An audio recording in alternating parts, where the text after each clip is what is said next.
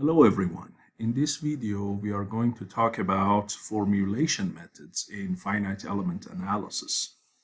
And to clarify these methods, I'm going to use the simple example I used in one of my previous lectures, which is a member under tension that is attached on one side to the ceiling, the other side is being pulled down, and it has this trapezoidal section. So we're going to use that one, and then we're going to see the direct formulation, minimum potential energy, and the residual methods. So if you remember, this example was we have this trapezoidal member with a width of 1 inch at the bottom, 2 inches at the top, 10-inch total length, the Young modulus of 10.4 e to the 6 psi, and the thickness, which is basically normal to the page, that is 1/8 of an inch. We broke it down into 4 elements and 5 nodes, and then each element we approximated it by a simple basically box that has the average area for each element, which is basically the average of the width at the top of it and the bottom of it times the thickness. And then each element is a quarter of the total length in height. And so we replaced each element by the equivalent spring, where the equivalent spring, if you remember, was basically, if you remember, the K for each element, it was the A of it times the length of it times E, divided by L. Right, so AE over L, which was the ratio of the F over each element by the delta L, right? And from here, that was the K equivalent, right? So we have 4 springs in series. One is attached to the wall, the other one being basically pulled down, and then we drew the free body diagram for each spring, and from there we could find the equilibrium equations, right? So if you look at each one of these elements, element I, then we can say that the force on each end of it is equal to K equivalent times the difference in the displacements, right? And these two forces, Fi and Fi plus 1, they should be equal and opposite, so everything is at equilibrium. And either these two F's are outward or the two F's could be inward, like this. So the member could also be under compression. In this case, they are under tension, but there could be other cases. But what we can do anyways is we can relate the forces at the two ends of the elements, relate them to the displacements at the two ends of the nodes, using this stiffness matrix for element I, which is K, negative K, negative K, and K, right? So this is the stiffness matrix for element what? Element I. So here we have I, and then I plus 1, and then similarly I and what? I plus 1. Okay, so this is the stiffness matrix for element I. Just keep that in mind. Now let's go ahead and look at how we formulate the overall problem for this physical object. The one that you saw in the previous video is called direct formulation. That's the simplest and probably the most intuitive method. Is we go to each one of these elements and we form its stiffness matrix based on the format that you just saw. So each one will get its own stiffness matrix. And what we do, then we put each one of these 2x2s into the global or the total stiffness matrix for the whole system, for the whole part, which in this case is going to be a 5x5. We're going to place each one of these 2x2s in one place in that 5x5, add them together based on the simple formula, and then what? And then we get the global or the total stiffness matrix. How do we do that, and why is it 5x5? Well, because we have 5 nodes. So the columns and the rows are corresponding to what? To U1 all the way to U5, right? So these guys for element 1 are only for U1 and U2. Therefore, the place that I go should be related to what? To U1, U2, and U1, U2, which is this small matrix here, right? For 3, this guy is what? This is U3 and what? U4. So the place that I should go, right? It's always a good idea to write which nodal displacement these stiffnesses belong to. So what I will go, as you can see here, is the place that has U3 and what? U4, U3, and U4, which you can see here better.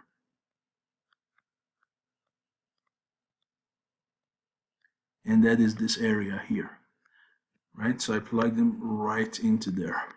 And then similarly for 4 and 1, and then add any part that has any overlapping components together, and the only overlap that you will get are on these 3 locations.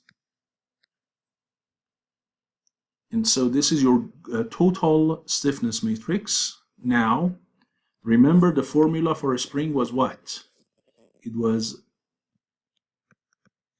if you look at this, K times delta L was F, right? The similar thing is valid for the entire system, where this K is K global, this delta L is going to be all of those U's, so it's a vector of U's, and this F is the nodal what? The nodal forcing elements. So that's what you get over here if you look. This is my global matrix, of course with a small modification that I'm going to talk about. This is the vector of unknowns, and this is the vector of nodal forces. Are they? Yes. If you look, the only node that had any force on it is node 5, which has the force P, and that's what I have over here.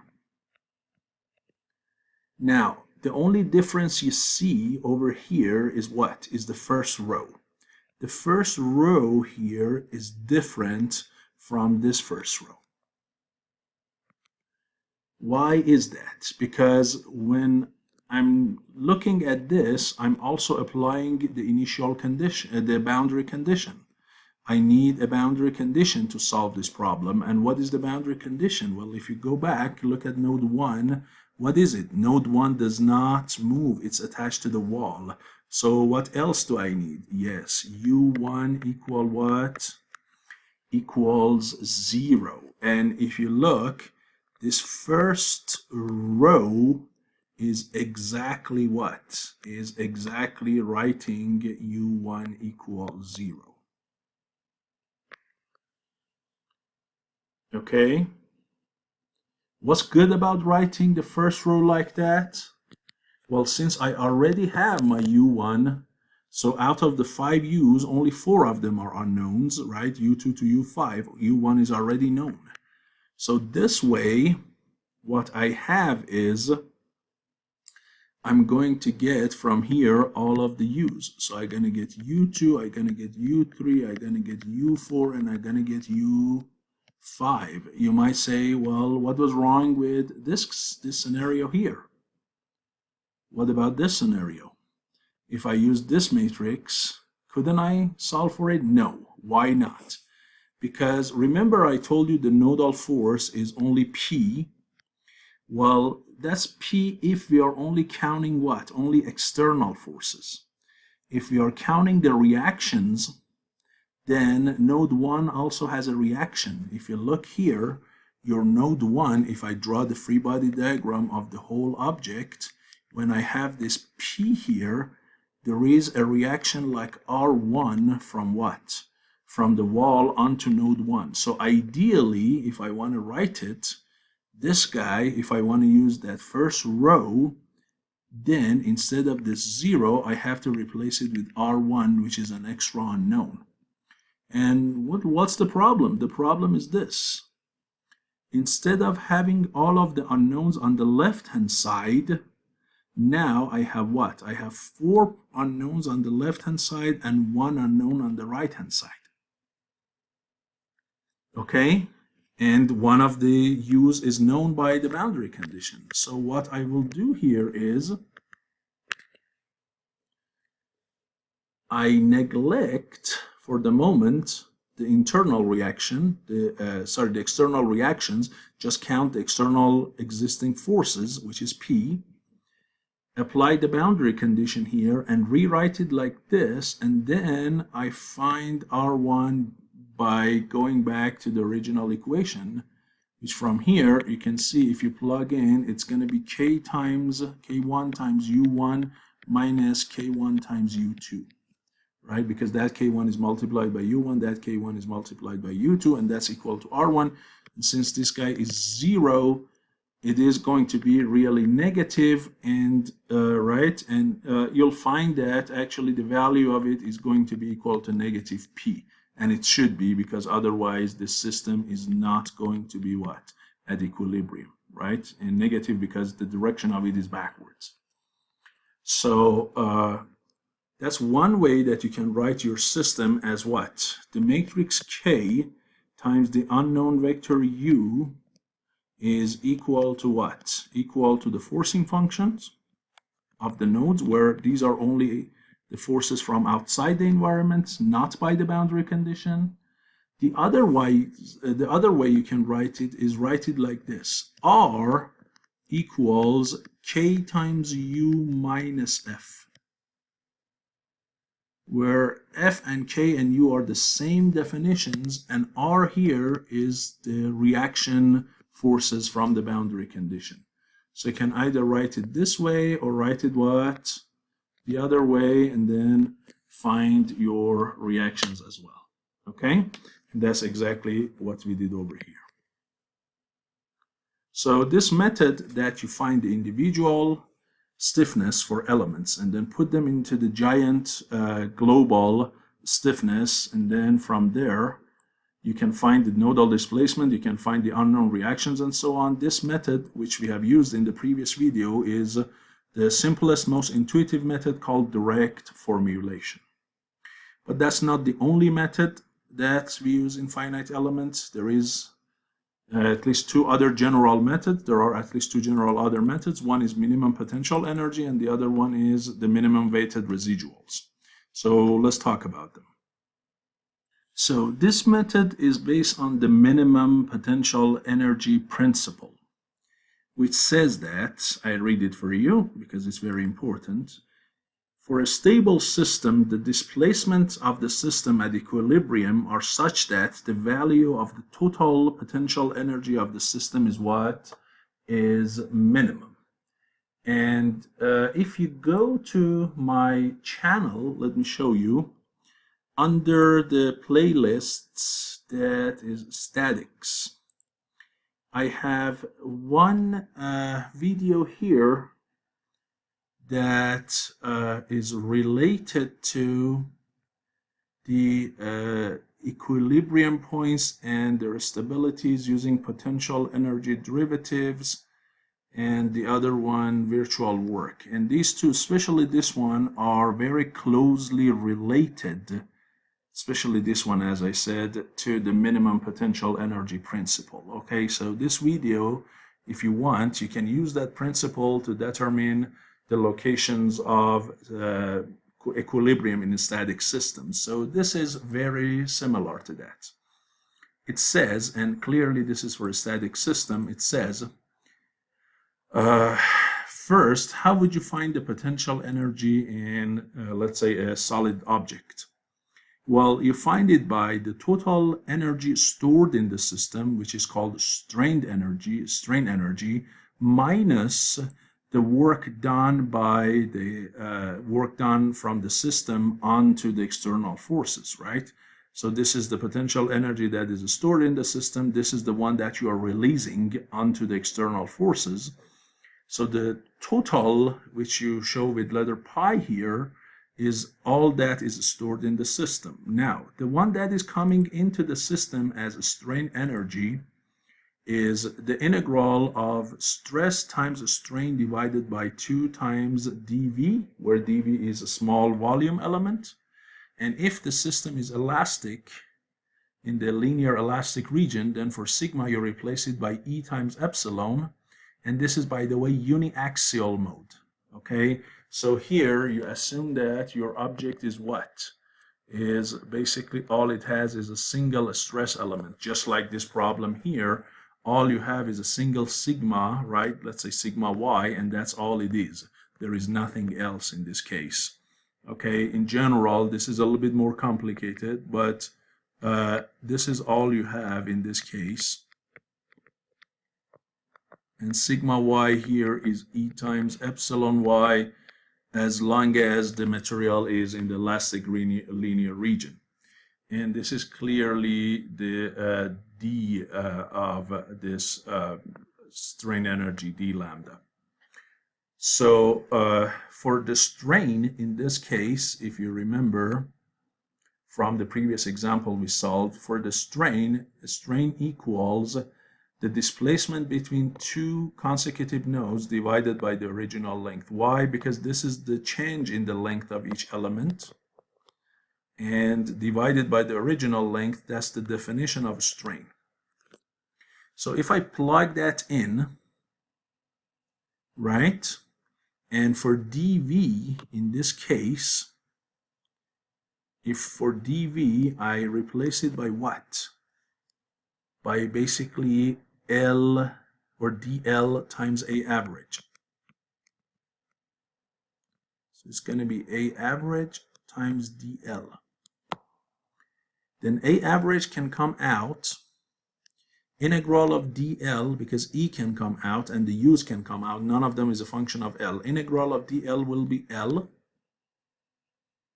Okay? And since this is squared, right, and L is in the denominator of that, for this guy you have a 1 over L squared. That 1 over L squared and that L in the numerator would cancel to give you one single L in the denominator. The E comes out, and then UI plus 1 minus UI, the whole thing squared, is going to be this guy here. So this is the strain energy that you get for element I. A average E over 2L, where L is the length of the element, times UI plus 1 squared plus UI squared minus 2UI UI plus 1. Okay, so this is the strain energy for element I. The work that this element does on the forces acting on it, like Fi, is going to be summation I from 1 to M of Fi UI. And now it says this entity here has to be minimum. It says the UIs, these unknown UIs, are such that this pi is minimum. So the partial derivative of this pi with respect to all of the UIs should be 0.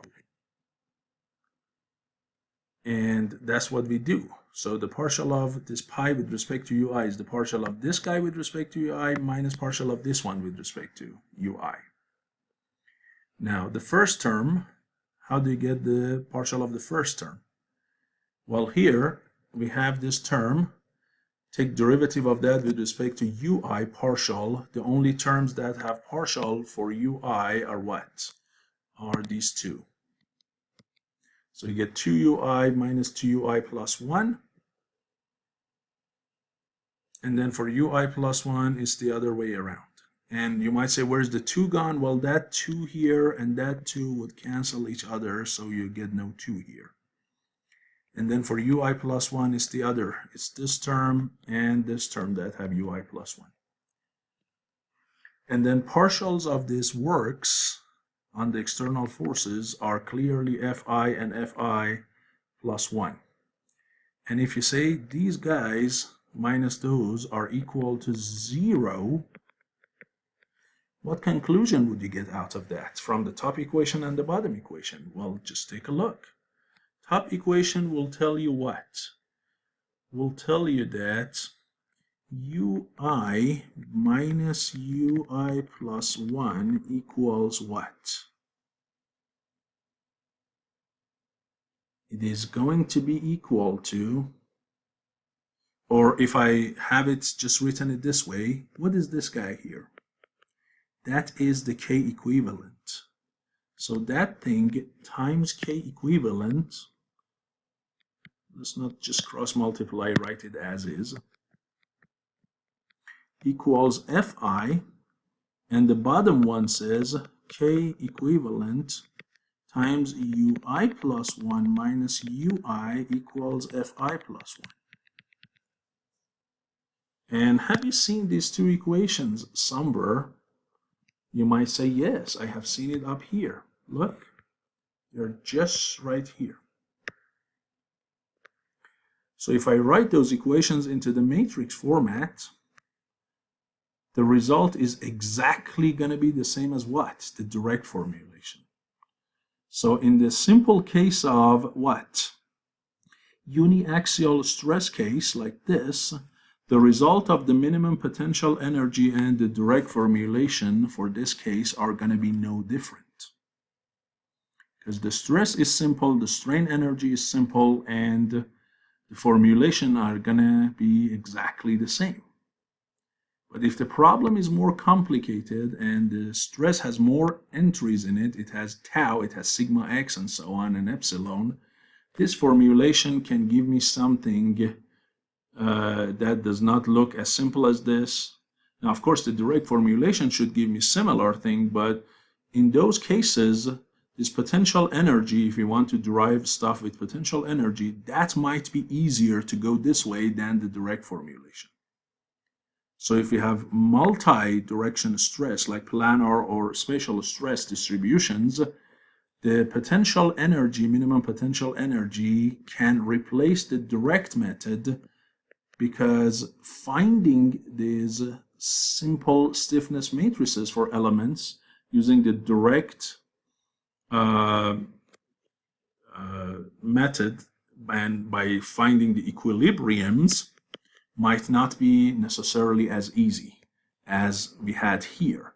So in basically more complicated scenarios, we replace the direct method by the minimum potential energy formulation, since ultimately they give you the same answer, but this can handle basically more complicated scenarios. Okay? In this simple case like this, the answers are the same. And finally, another method that is very, very common, specifically in ANSYS, are the weighted residual formulations. So what is this guy here? So here we have some differential equation governing the system, and this governing differential equation we might not always be able to solve because it's highly nonlinear, or the boundary or initial conditions, specifically the boundary conditions, are complicated. So we cannot come up with an analytic exact solution. Okay, so what do? We assume a solution. Like in this case, this is the governing differential equation. AE du over dy minus p equals 0. Well, where do I get this one? Well, du over dy is the epsilon, is the strain. AE times that's the stress. And area times the stress is, of course, what? Is the force. So this is where I go ahead and what? I cut that trapezoidal member at any location that has this offset of y from the wall, and I look at what? This bottom piece here, where it has P and it has F. And this cross section here is AY. So I say, based on equilibrium, F minus P should be equal to 0. But what is F? F is A times the stress on the surface. And stress is E times epsilon, again assuming that we work in the linear region, and epsilon is du over dy. So you get this first order differential equation, and this is nonlinear because A here is not constant, it's a function of y. P is constant but not A. Now can I solve it? Given u of 0 equals 0, the boundary condition, it's subjected to that boundary condition. Can I solve it? Well, in this case, since my AY is very simple, my AY is simply W1 plus W2 minus 1 over L times Y. It's a linearly increasing or decreasing in general function of Y times T, the thickness. So in this case, actually there is exact solution, as we'll see in a minute. But not always there is a solution available, okay? Because this A could be very complicated, or again, this differential equation could be way more complicated. So what we do, we assume that the solution is, for example, a polynomial.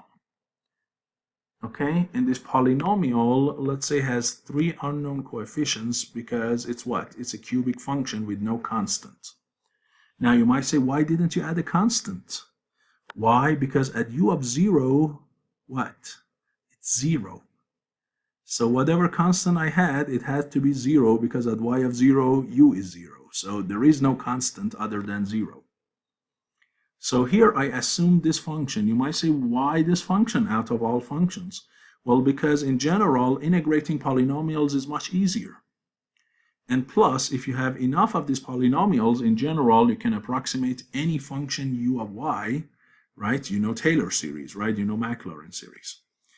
So here, I'm not going to go forever. I'm just going to go for a few terms because it's approximate. And my goal is to approximate C1, C2, and what? C3. Remember, in Maclaurin series, you can approximate, for example, sine of y by what? By like x minus x cubed over 3 factorial. Or maybe plus x to the 5, right? Over 5 factorial. So you clearly see, but instead of x, sorry, I have to say y because this is a y function. So here C1 is 1, C2 is this number, right? Negative 1 over 3 factorial, and C3 is positive 1 over 5 factorial, right? And if it goes to powers 2 and 4 as well, right? Then the coefficients of power 2 and 4 are 0. So you might say, I'm going to approximate my sine function by a 5th order polynomial, and it has 5 unknown coefficients that I'm going to find, right? I approximate it. It's not exact, but it's a very good approximation. That's the same thing you are doing to uy. Here you say, I assume that I can approximate it with 3 coefficients and a polynomial of 3rd degree, and then I'm going to what? I'm going to find them. Now the important thing is this, as I just mentioned, that whatever function that you assume should definitely satisfy what? The boundary conditions and the initial conditions. In this case, there is no initial condition because the problem is static. But there is a boundary condition, and that's this guy. And that's why, again, we did not consider a constant, because it should satisfy the boundary condition. Good? Now, remember, I'm approximating u by that. It's not exact. So what do? I plug this u back into what? This differential equation. And if I do that, then I get this guy. A times E times du over dy minus p. Now the right-hand side is by no means going to be equal to 0. Unless what? You have the exact solution u of y. Remember, this polynomial is approximate, it's not exact. So the right-hand side will never be equal to what? To 0. So it's going to be a function of y, and the goal is to get that function of y, which we call a residual, is to get it as close as possible to 0. This function of y. If you can get it very close to 0, then hopefully our guess is good enough, an approximation is good enough.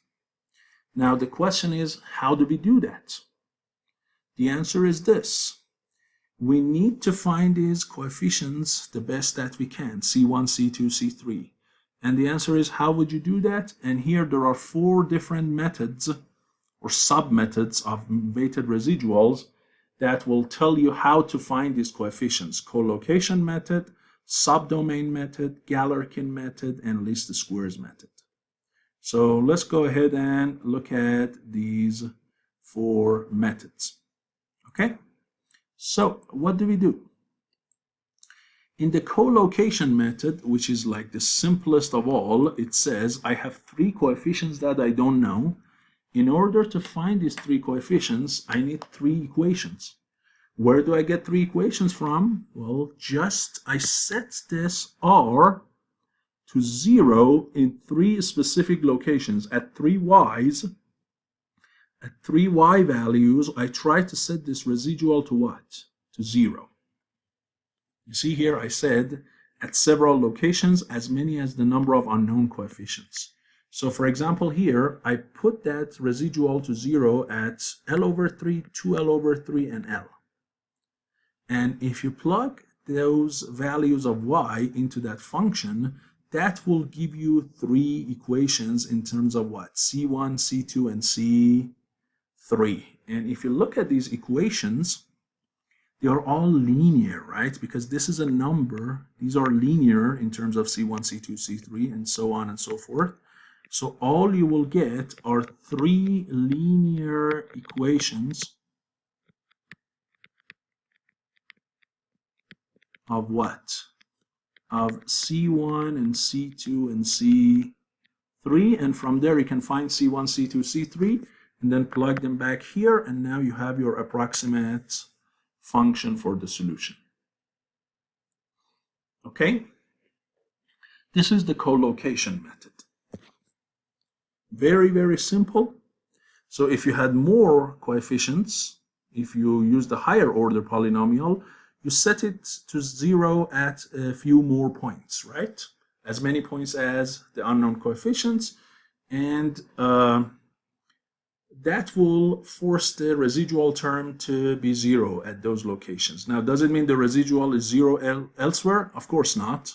What it does, it really makes your residual, if you can plot your residual versus y, it goes at this L and then L over 3 and 2L over 3. It forces this function to be basically something like this. Okay, now of course beyond L it doesn't have any meaning, right? So let's say just go to L like this.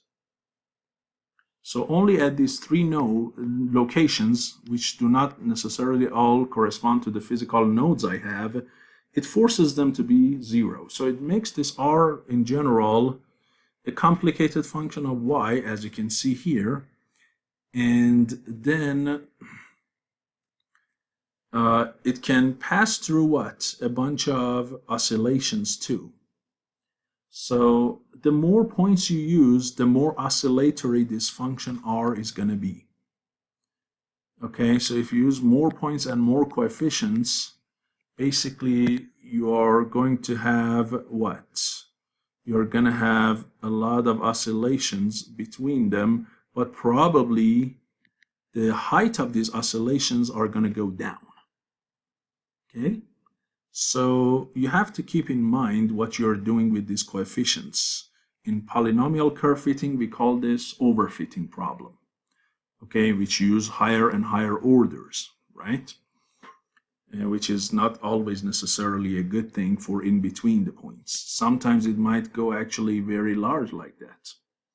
So this collocation in general is not necessarily the best method, but that's the simplest one. In subdomain, instead of setting the residual to 0 directly, you set the integral of the residual over some domains to 0. Which domains? Again, as many as the number of coefficients. So you have 3 unknown coefficients. So in 3 domains, you set the integral to 0. So between 0 to, let's say, L over 3, you set the integral to 0. Between L over 3 to L over 3 and 2L over 3 to L. You set these 3 integrals to 0. And again, if you look at here, In terms of C1, C2, and C3, again, it's going to give you what? 3 linear equations.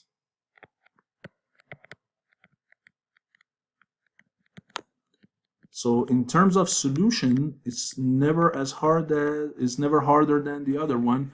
Now you might do a little bit of extra integration here. Maybe integration is a little bit more time consuming than plugging the numbers. But what's good about this? The good thing is it does not force the residual to be 0 at locations. It forces the error in a domain to go to 0. And that's a better thing to do. Why? Because, let's see if I can do this. So if I go from 0 to L over 3 and set it to 0, the function might go up and down, and even at L over 3, it might not be 0 anymore. But if there are areas that residual is positive, it should have areas of negative residuals. So the total area under the curve here becomes what? 0. And similarly here, right? It can go big here, but here it can go the same small amount. And then here, something similar, right? Maybe here does an oscillation too. So the total area under each domain, the area under the curve, should be 0. So if you have positive areas, you should have equivalent negative areas. In general, in this case, where the residual goes to 0, it's not under your control. The second thing is, it doesn't necessarily mean that you won't have big peaks. Because if you have a big peak, you should have a big, hole here, a big sink to compensate for that. The next method offered by Galerkin is basically setting the integral of the weighted residual, not just the residual itself, a weighted version of the residual to 0. And the other interesting thing they do is, in addition to weight, they do the integral over the entire domain. So if I have the residual, I'll multiply it by some weighting function where this guy is a function of y.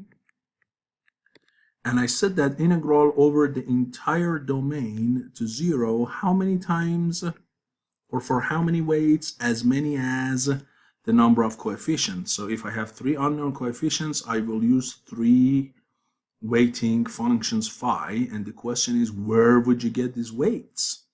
The weights come from the assumed function for the solution. In our case, we assume this is the solution. So the components of that, which is a linear function, a quadratic function, and a cubic function, we choose them to be our what? Our weighting functions. And that's what you can see over here. We multiply them by residual, set the integral over the whole domain to 0. And again, you see this is going to be what? 3 linear equations for C's.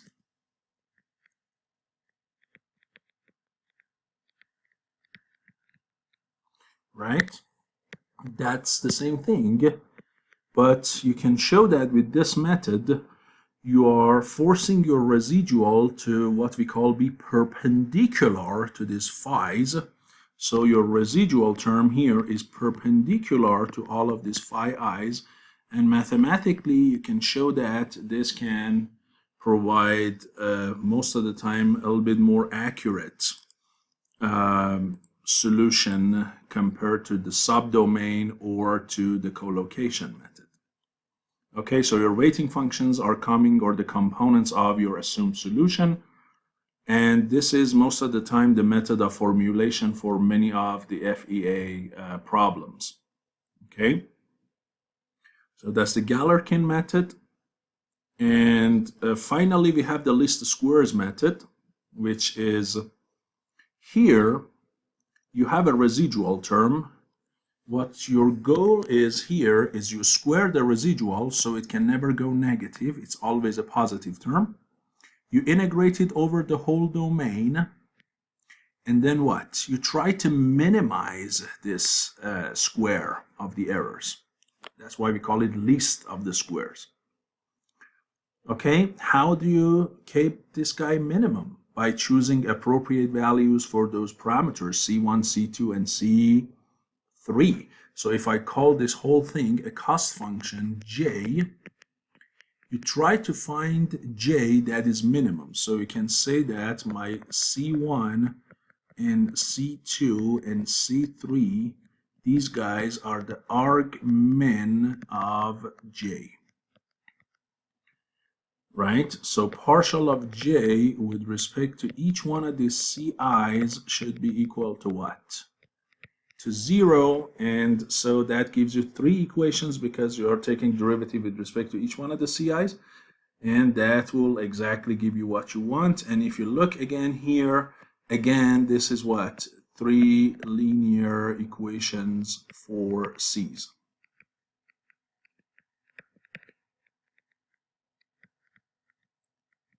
And this method tries to minimize the sum of the square errors, and from that it is going to find the best sets of C's. To me, this guy makes a lot of sense, and we always use this for curve fitting and so on, because basically what we are doing is curve fitting, right? We do not know the exact solution. We are assuming some function, and we're trying to find the best coefficients for the function to minimize the error. So personally, if I want to choose a method, I would use the Galerkin or the list squares, not the subdomain and collocation, but those are very fast methods too. And I'm gonna compare the results soon for you for this simple problem, but just wanted to tell you. And by the way, here you see a lot that it says R over E, right? Let me show you. Here, the reason is that here the E is not replaced in the numbers. Since E was a big number, both sides of, because this side is supposed to be 0 and it's not, both sides are divided by E to get rid of multiplying by the huge number E. So you can use R over E in these functions instead of multiplying everything by E and getting big numbers. So that's the only reason. When you divide both sides by a constant or multiply by a constant in optimization, nothing is going to change. So these are different algorithms. Now, one thing, as I said, in this simple problem, an analytic solution does exist, exact solution. If I replace that AY, the linear function of Y, into my differential equation, I do separation of variables, I can find exact solution for you. So this is the exact solution. As you can see clearly, this is not a polynomial.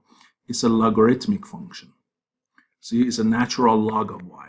It's not really a polynomial, but you can approximate the natural log of y also by some polynomial, right? So that's what you're doing here. This is the exact solution. And the more important thing is this. For all of you who start to work with FEA. FEA is an approximate numerical solution. If in a problem there is exact solution, do not use FEA. So if somebody gives you this problem and say, hey, could you find me the stress in here, or could you find me the elongation or the displacement in here, or anything for that matter, would you just rush in this case to a finite element? And then if 4 elements are not super great, producing great results, then you make it 10 elements, 20, 100, and you do a ton of mathematical calculations to approximate something instead of just looking at the simple differential equation, do a separation of variable, and get this guy. Always get this one. Because the good thing is it shows the effect of other parameters in it, and it's exact. So never go for a numerical method if there is exact solution. If there is not, then FEA is one of your good choices. Okay, so just keep that in mind. And here I'm going to use this exact solution to compare the values of those different algorithms and see which one giving me better results.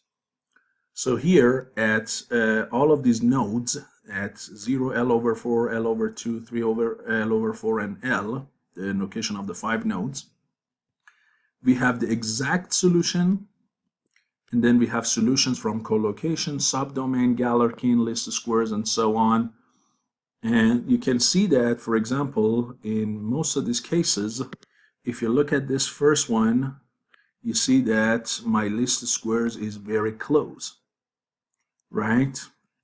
For this one, it's only the last digits that has 2 units difference. For this one, it's like 3 units different.